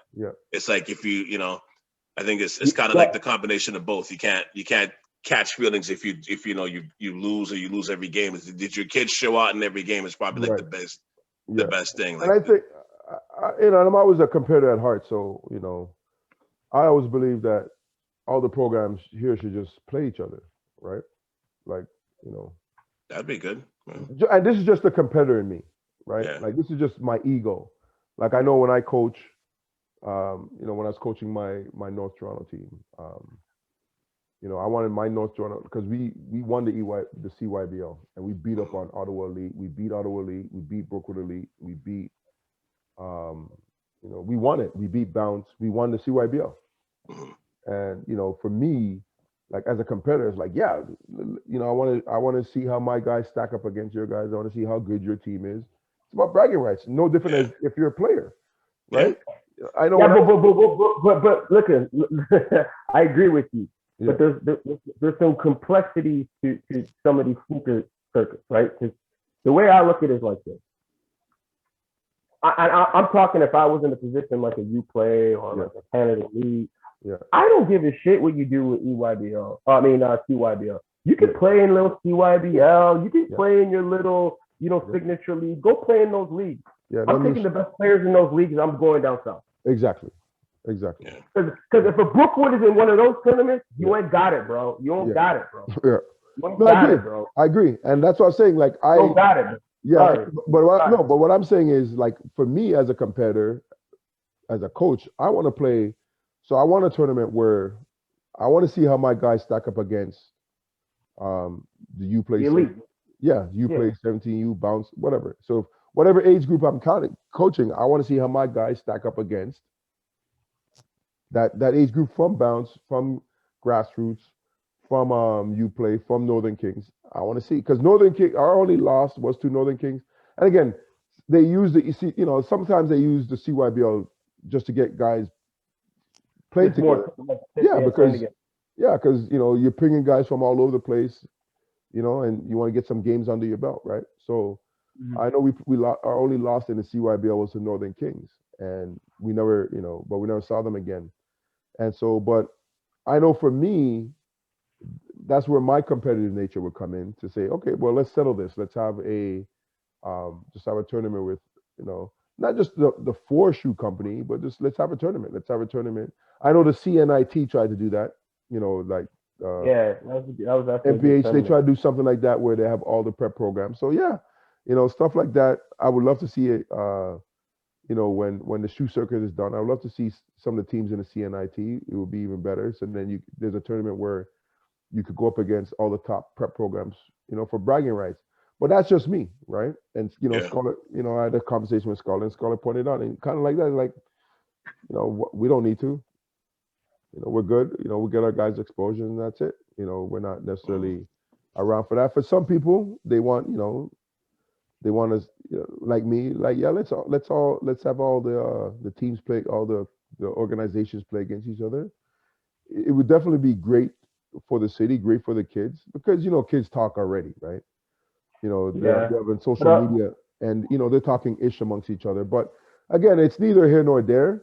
But to answer your original question, I mean, EYBL to me is, I don't care what anybody says. I've seen the gauntlet. I've seen AAU. I mean, I keep saying AAU, Under Armour, and I've seen EYBL. EYBL is the best, man. The energy, the atmosphere, from the players to, you're gonna get you're seeing the head coaches at EYBL. The head coaches, like you're bumping into Patrick Ewing, or you're bumping into Jim Boeheim, or you're bumping into Few or whoever. Mark Few. Yeah, like Mark Few. I played in the WCC, so I remember I said hi, I yelled him up. I am like, hey, Mark. You know, he looked at me, didn't remember me. I was like, I should have said I was the guy that dropped, 20 on you when you called me Team USA, but I didn't. But yeah, you're running into these coaches. That's what you're running into at the EYBL. Everywhere else, you might run into the assistant coach or the third coach, right? But the EYBL, you're running into head coaches. You're bumping, and then you're sitting beside Scottie Pippen, or you're sitting beside LeBron, or you're sitting beside Shaq, because the Suns are playing, right? Kenyon Martin. So the EYBL is definitely where you go. And from the EYBL, you're going to get a Nike Hoop Summit. I know the Adidas had their World Game. I don't know if they still do that. You have Basketball Without Borders. And again, part of it, though, is being connected with the right shoe. If you're connected with EYBL, your name could be put forward, or unless you're big time, unless you're really, maybe like Elijah, your name's really out there, then even though you're not part of Nike, maybe you still get into the Nike. Yeah, it doesn't matter where you are at that or you get into the Basketball Without Borders. But those are ultimately those are things you want to get into. Nike Hoop Summit, Basketball Without Borders, because that's where all the NBA scouts and GMs, and now they're seeing you against your contemporaries, right? Or even better yet, making the the U15 or the U17 or U19, because now you're really playing against competition, and then you're going up against US, and so you can make your name there as well. So if we're talking AAU, I would go EYBL, and it's I think it's more important that you play for a program that's going to get you exposure to even if you're losing, because EYBL, you playing Bounce when they never had with the 17U, they never had winning records, but they had when Bounce had Ignis and Simi and Quincy and whoever, right? And you play had whoever. It doesn't matter what your record was. You just had pro guys. You had those guys. So they didn't care. I always thought the record was important, but it wasn't, right? And Scott, like, don't worry about the record. It's just who are you showcasing? Who are you putting in front of these guys? How many of these guys can go pro? And that's what it was about. Now, let me ask you guys too, because obviously, being in Toronto, obviously COVID, like basically, there was no season for high school basketball, in this city last year or this past year, what have you, right? And we know it had a devastating effect on like seniors, coming into, going into their last year, trying to get looks, trying to play in these big tournaments, trying to travel, across the border and play in tournaments and be, have that exposure and that stuff. Do you think and I guess I'm curious to kind of ask both of you guys this, like, seeing that we're on this topic of youth basketball, do you think like this one season of like not having basketball, do you think it has it could potentially have a ripple effect, like for the future of like Canadian ball, or do you think it's just like a hiccup and it just it definitely has a hiccup, man. Like we're seeing and we're seeing now colleges bringing back players for their 5th year that haven't redshirted, right? Yeah. Which in turn has taken spots away from seniors this year, which in turn has taken spots away from grade 11. The whole reclass thing is gonna be all over the place. Yeah, kids going into the draft that are gonna be like 23 now, right? It's just it's caused a major ripple effect. And furthermore, it's caused not even just in the US, but in Canada's perspective, it's caused a ripple effect in development, I find. Because now you have kids that haven't played a real game in 2 years. Think about it, right? 2 years, right? Kids were going down south this past live period, tearing Achilles, I'm hearing, ACLs. Kids were out of shape. Kids were getting their asses busted. It's one of my players. Better. Yeah, the same player I was talking about, that, our best player, he blew out his AC. Oh, jeez. There you go. Yeah. Right? Yeah. So, a bunch of kids blow the ACs, Achilles. It's because they haven't played ball competitive at that level. And 9 times out of 10, the crop that we have coming up, if they were playing full go, they would have had, I think, all major programs, Brookwood, Canada Elite, Grassroots. You play got away a little bit because most of the players play in the US, so they kind of were in that flow. Yeah. But the rest of them could have, that were playing Canada, would have showed out. Yep. And kudos to Canada Elite, because they actually were able to continue some of that work. Northern Kings too. So they didn't do as bad in certain levels, but poor Grassroots, right? They everyone thought, they had a squad that could have potentially push to even win the whole circuit. And they didn't do that well because they just weren't playing. In activity, yeah. Yeah, it's. I think it's affecting 2021s, and I think it's going to affect 2022s. I know I told my guys, just you got to come back for those guys who want the D1 or even CIS. I'm like, you might have to come back for your 5th year, just because guys are coming back, and coaches, even here at CIS, coaches are talking about having rosters of 20 guys, right? Wow. And so I know guys from my team that are solid CIS that will be solid CIS basketball players. The coach is like, yeah, we like them, but they're gonna probably be in the development. We probably won't see them till their 2nd, 3rd year. Wow. Because they have a lot of guys, man. Now, who knows? Maybe it might be sooner, depending on how hard they work. Guys, might lose interest. I've been coaching long enough to see that. What your team starts off in September is not the team that you have in March. And, guys, especially at college and, university. Yeah. Things especially happen. College. Especially it. College, yeah. Guys, guys don't do what they're supposed to do. It could be injury, heaven forbid. So, things happen. So who knows? But yeah, it's definitely affecting guys 2021 and 2022. Because again, especially for the 2022, this was their last year to be seen. And they have, next year you have up until like April, right? I know you have up until April, and after April, that's it. So, but you really, you tell guys, if you're not getting anything now and going into the season, if you're coming to the end of the season and you don't have anything, you're probably not going to get anything. So, right. But it definitely, that's definitely the ripple effect and coach school. And here's the thing too, in talking, I was working with Steph Smith when he entered the transfer portal. He did his 4 years at Vermont. Yeah. And he's at St. John's now, but in speaking to the coaches, myself and my training partners, Patrick and Kevin Masai, we're helping him with the process and just talking to the coaches. We would have conversation with the coaches, and a lot of the players they're looking for, like they're looking for junior college players. They're looking for guys who've been playing, they've been playing sophomores, juniors. So yeah, that's what they're looking to give their scholarships to. Not even so much freshmen. So it's tough, man. It's tough. Yeah, that ripple effect is hard, man. It kind of reminds me of like the Marvel, with the Infinity Stones, and it goes and it just the ripple effects and just go sideways and all these alternate universe. That's what it feels like. This whole thing has happened with with them having the lost season. Go ahead. Yeah, no, but the interesting thing that comes into play, and it makes me kind of ponder. And I can kind of vouch for it. Like people don't realize there's levels to D1, right? And me as I'm going to University of Maine. Come on, I can guarantee my freshman year, like Carlton could have beat us by 80. You know what I mean? So it's good to say you've done it, but at times do you think, is it worth it? Yeah. Right.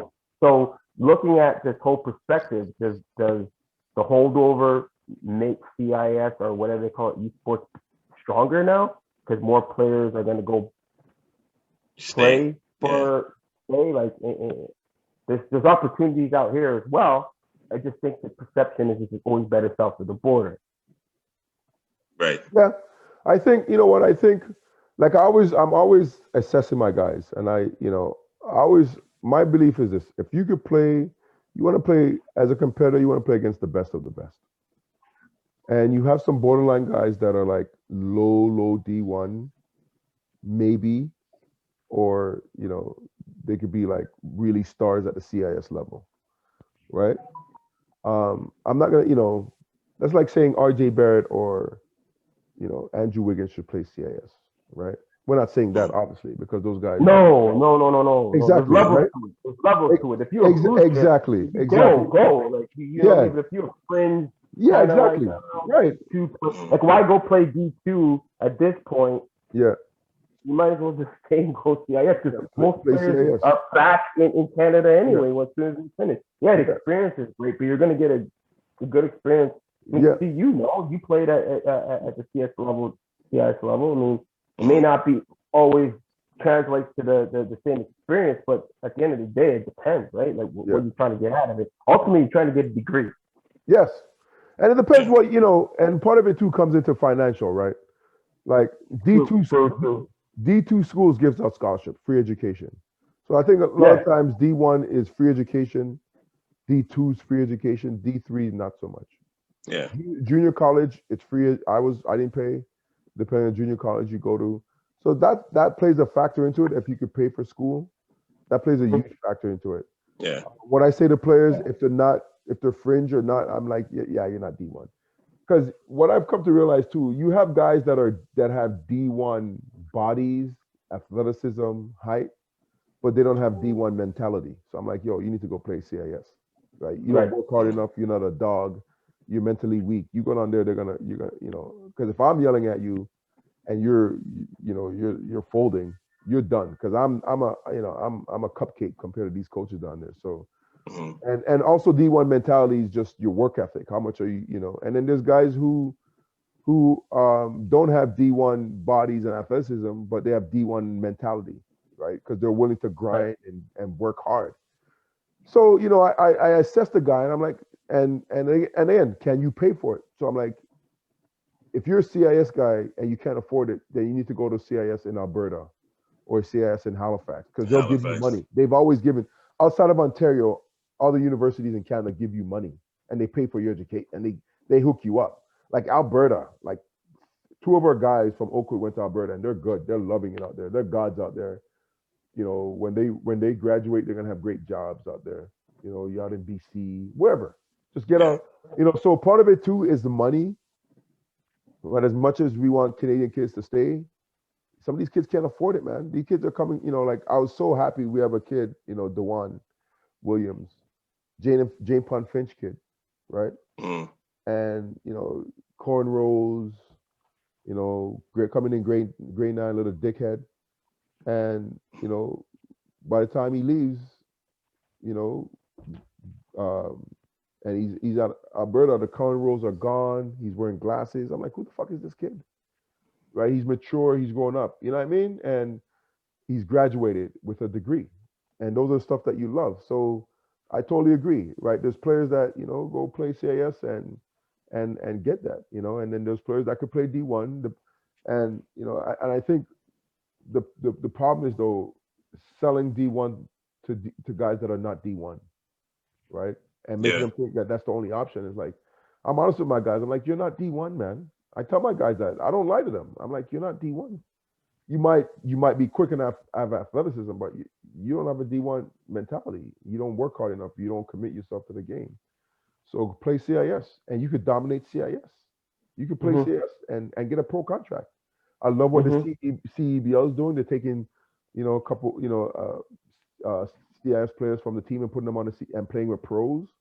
So now when that only elevates the level of the CIS, because now when these guys go back to the respective universities, now they're playing at a higher level now, and that's going to attract, because that's going to attract. Hold on, they could go back and play at their university? Oh yeah. Oh damn, I know that. Yeah, that's what they did. Yeah, that's a good look. Yeah, that's great. Yeah, it's great. You have CIS players playing against pro guys, right? And it's great. They get a taste of what pro is, but it's great for their raising their confidence in the level of the game. And when your game is raised, people have to come up there, right? So now, like you're saying, some of our better players might stick around and say, you know what, I could go to the States, I could stay here. Now, me personally, now you're in Maine. I don't know where you're in, Bangor, Maine? Yeah.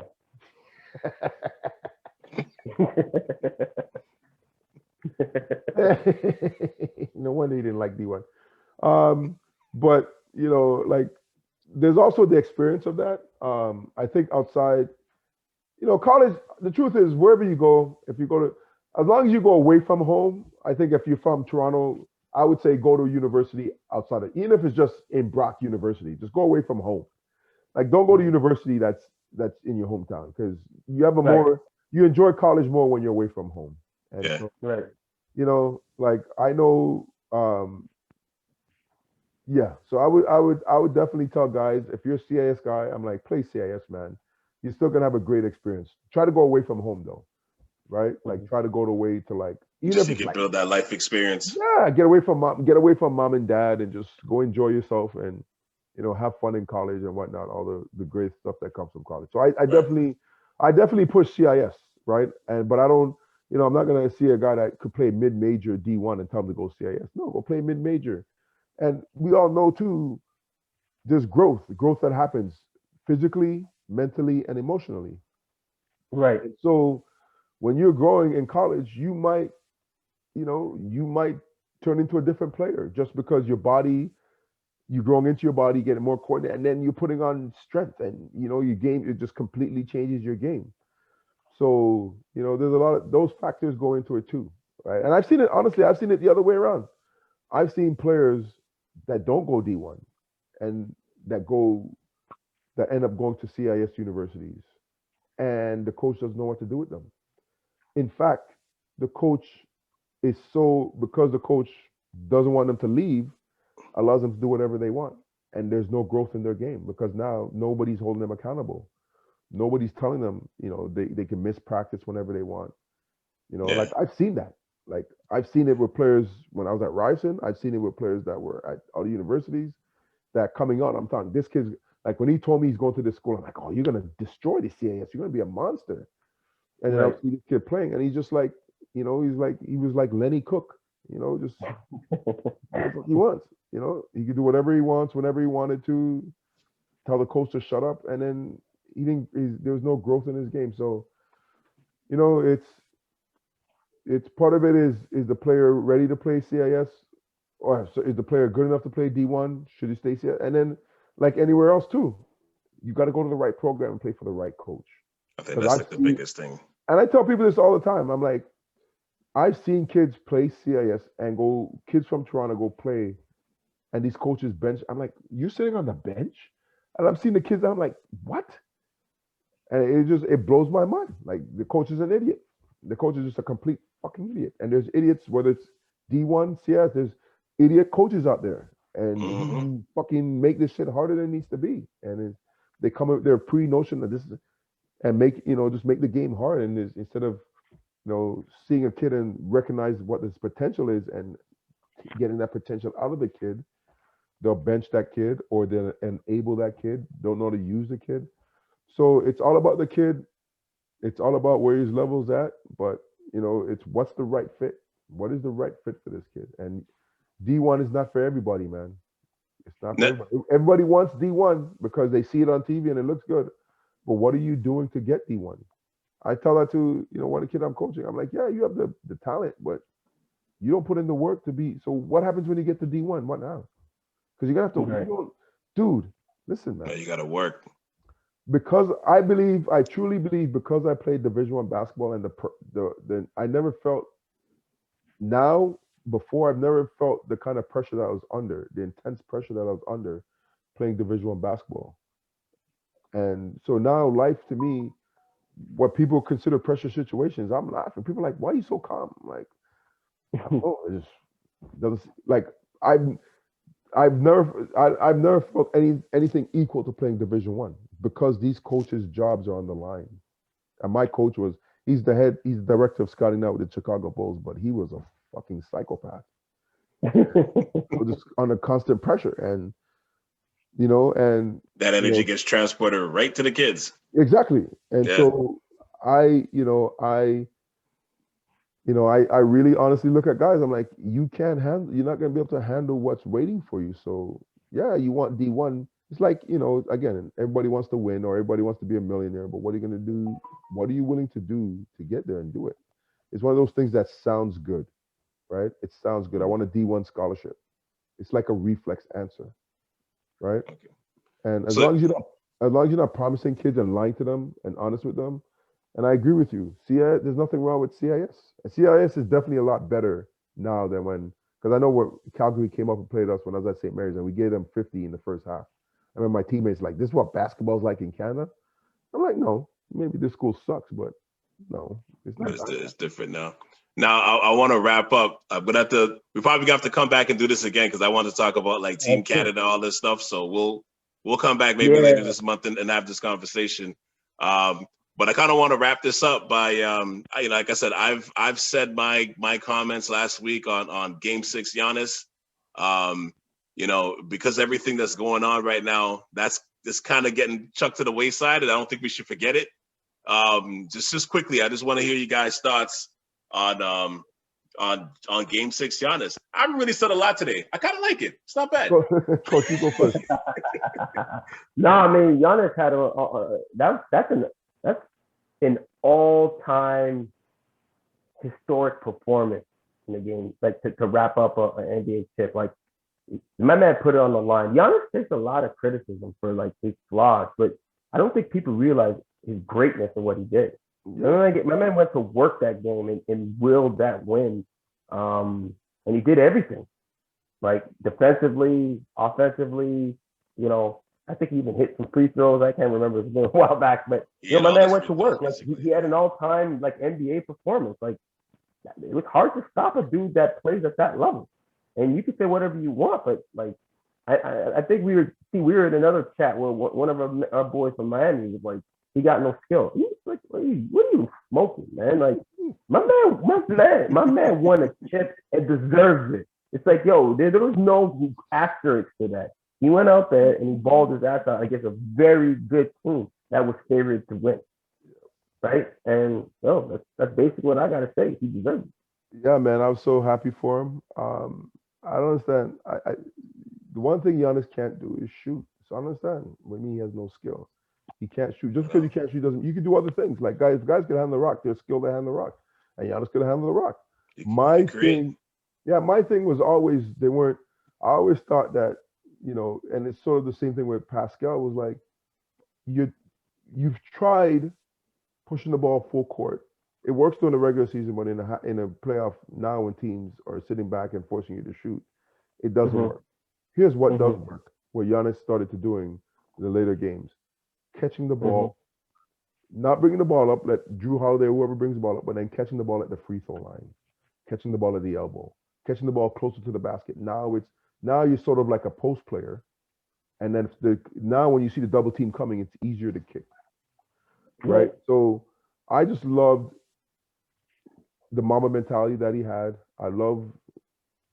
What I love is that he's humble. He's just humble. I love when you see guys try to elbow him, try to shove him and do everything, and he just ignores them. Fans counting, he just ignores them. And at least he doesn't show that it bothers him. He probably he's processing it, but he's not giving away that it bothers him. And I just love that. I love everything about Giannis. I love his story. And I think what people don't realize, I heard his story a couple of years ago, and I think what people don't realize is, and it's really a true American story, right?